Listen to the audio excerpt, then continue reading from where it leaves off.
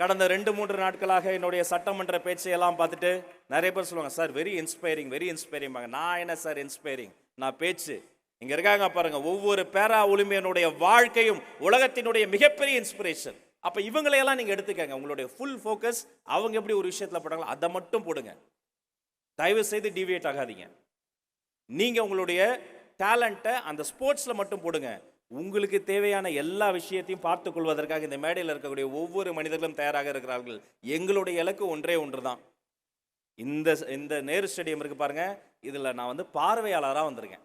உள்ள விட மாட்டாங்க, கெஞ்சி இருக்கேன். இது என் தொகுதி எக்மூர். பிறகு ஒரு ஸ்டேஜ் வந்தது, உள்ள வந்துருவேன்.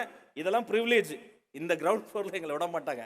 அந்த கார்னர் இருக்குல்ல, அது எல்லாரும் விட்ட பிறகு அங்கே கொஞ்சம் காவல்துறை நண்பர்கள், ஃபயர் சர்வீஸ் ஆளுங்கெல்லாம் ரெக்வஸ்ட் பண்ண அண்ணா அப்படின்னா அங்கே விடுவாங்க. அங்கே இன்னும் பார்த்துருக்கேன். இங்கே ஒரு ஸ்டேஜ் வந்தது. இங்கே தான் இந்த இந்திய சினிமாவினுடைய உச்சகட்டம் பொன்னியின் செல்வன் ஆடியோ லான்ச் நடந்தது. இந்த ஸ்டேஜில் நான் ஆங்கராக நின்று தொகுத்து இதே மடையில் தொகுப்பாளராக வந்தேன்.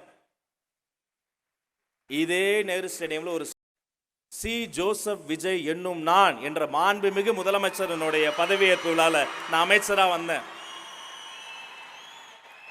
இன்னைக்கு இதே நேரு உள் விளையாட்டு அரங்கத்தில் ஒரு ஸ்டேஜ் வந்திருக்கு. என்னுடைய அருமைக்குரிய நண்பர்கள்லாம் இருக்கிறாங்க. நம்ம ஸ்போர்ட்ஸ் மினிஸ்டர் இருக்கிறாரு.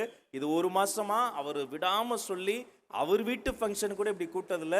உங்களுக்காக எங்களை எல்லாம் கம்பல் பண்ணி கழுத்தில் கத்தி வைக்காத குறையாக எங்களை எல்லாம் கூட்டு வந்திருக்கிறாரு.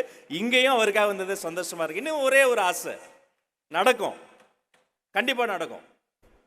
உங்களில் பல பேர் அந்த சாதனையை செய்து முடித்த பிறகு இந்தியாவிலேயே நிறைய ஒலிம்பிக் பதக்கங்கள் வென்றதற்காக இந்த தமிழ்நாட்டிற்கு பாராட்டு விழா இதே அரங்கத்தில் நடக்க வேண்டும். அதற்கு இந்த சகோதரன் ராஜ்மோகனை நீங்கள் அழைக்க வேண்டும். கான்ஃபிடென்ட்டா இருங்க, கட்டாயமா நடக்கும். உங்கள் அத்தனை பேருக்கும் ஆல் தி வெரி பெஸ்ட்.